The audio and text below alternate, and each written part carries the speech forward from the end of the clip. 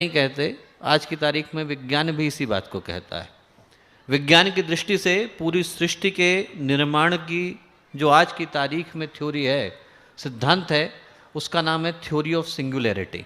और सिंगुलैरिटी की जो थ्योरी है वो बिल्कुल सिंपल सी है कि आप स्याही का एक डॉट ले लीजिए और स्याही के डॉट के अंदर, एक डॉट के अंदर 100 बिलियन क्वार्क हैं, अणु से भी छोटे अणु हैं। और एक क्वार्क के अंदर, एक स्याही के डॉट के अंदर 100 खरब क्वार्क हैं और एक क्वार्क के अंदर 100 खरब उससे भी छोटे छोटे हिग्स बोसन हैं।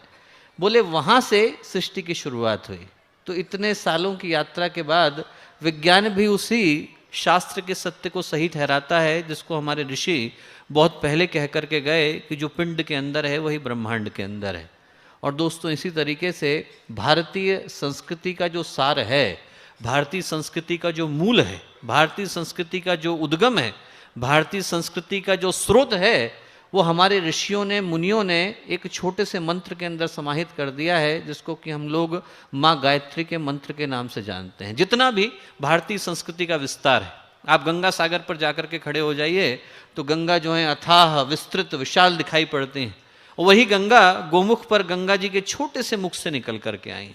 वैसे ही 9 शब्दों के इस गायत्री मंत्र से, 24 अक्षरों के इस गायत्री मंत्र से जो पूरा का पूरा प्रवाह निकल करके आता है वो भारतीय संस्कृति में बदल जाता है।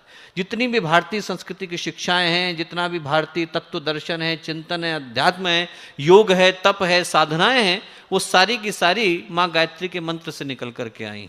और जो सबसे बड़ी खूबसूरत बेहतरीन बात माँ गायत्री के मंत्र के अंदर है दोस्तों, वो एक ही है कि हमारे जीवन को वो सतपथ की ओर ले चलें, सद्बुद्धि की ओर ले चलें।